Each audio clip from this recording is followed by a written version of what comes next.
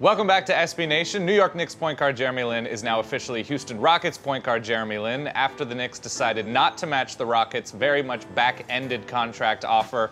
And now Lin has chosen to, and this is the weird part, to move to Houston, Texas out of choice. Our very own Ben Golliver has more on the entire situation, including what this means for the Knicks and Rockets moving forward. Well, guys, we have our first real surprise of the 2012 NBA free agency period. I'm not sure how many people saw this one coming a month ago. The New York Knicks announced on Tuesday night that they will not match a Houston Rockets offer sheet for restricted free agent point guard Jeremy Lin. What does all that mean? That means Linsanity is heading to Houston. Now, remember, the Rockets were the team who actually picked up Lin back in December briefly and then waived him, and they had him actually on a minimum contract. So now they're going to be paying him $25 million over 3 years, a little bit more than the minimum. And in that third year, the offer to the Knicks was going to cost $15 million, and that's really being cited as one of the major reasons why New York opted not to retain Lin, who became, a global phenom when he had a huge breakout season in 2011-12 before he injured his knee as the season continued. So what happened here? Why didn't the Knicks decide to keep him? I think this runs a lot deeper than it seems. I mean, number one, you've got some big question marks because it doesn't fall in line with how the Knicks have done business really for the last decade. I mean, this team has been all about trying to get big stars on that big stage, and a lot of times it doesn't really matter. Basketball doesn't necessarily come first in terms of winning. It's all about having that star power. There wasn't a bigger star than Jeremy Lin, besides maybe LeBron James and Kobe Bryant this season. I mean, he was on the cover of Time magazine twice, back-to-back weeks. He really took the world by storm, sold incredible amounts of jerseys. He bumped up the stock price for MSG. He helped a cable deal in New York get done because everybody wanted to watch his games. The ratings were so high they could not carry the Knicks games. And all of this walking out of the door for absolutely nothing, which is what makes this so bizarre. Usually in the NBA, when you have a restricted free agent, that will, if you don't keep them, you're going to negotiate a sign and trade so you at least get something back. Lin clearly had a lot of value around the league. This wasn't just the Houston Rockets being interested in him.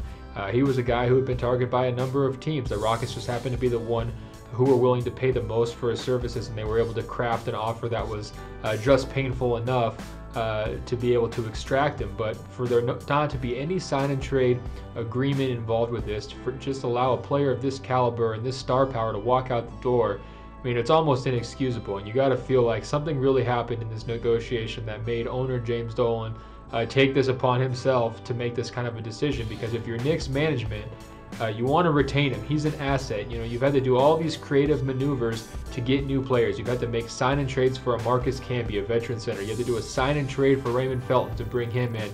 You're so capped out with huge contracts already given to Carmelo Anthony, Amari Stoudemire, and Tyson Chandler. You have to get really creative to add players.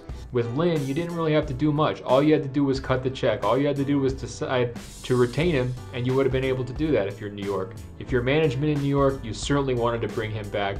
Even if you had 3 other point guards already on the roster, he's somebody who could have been valuable now and also into the future. Another big question mark here, not only is why Dolan decided to do this, is what's up with the Knicks players. In the days before the offer sheet was officially not matched, J.R. Smith came out and said, that kind of a big dollar contract to a younger player like Lin would create issues in the locker room because, some players might feel that he didn't necessarily earn it. Carmelo Anthony, sort of the face of the Knicks franchise at this point, said that it was a ridiculous contract. And so you can kind of take from that what you will. Now, Anthony also did a little bit of a preemptive butt covering. He said he was hoping the Knicks could get it done and to bring Lin back. He made those comments after a USA basketball game this week, but still, you gotta believe if your superstars were pushing hard to keep him behind closed doors to management and to the owner, Lin would be back. Instead, he's gone, and Houston just gotta be totally happy. I mean, they've made all these maneuvers over the last couple of years, seemingly spinning their wheels. They're constantly trading draft picks, constantly drafting players, constantly clearing cap room. They moved Kyle Lowry. They got rid of Goran Dragic. They didn't have a point guard. Lin plugs in perfectly as the starter. He's going to be the face of the franchise. They're going to sell tons of jerseys. He's going to probably assume the mantle of sort of global icon from Yao Ming, who obviously had to retire abruptly because of ongoing problems with his foot and ankle. So Rockets fans are going to be stoked. Rockets GM Daryl Morey's got to be totally stoked because he's been looking for a star.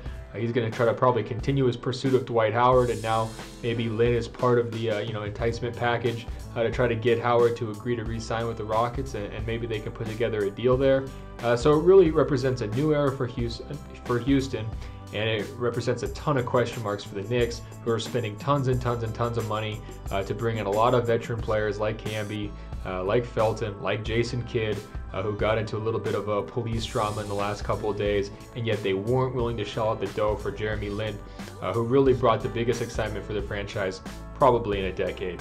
It makes you wonder. You gotta hate the move. There's no way to approve of this if you're an objective analyst. You gotta just say, hey, New York, you screwed this one up. Be sure to check out SB Nation on YouTube, and also be sure to click on sbnation.com/NBA.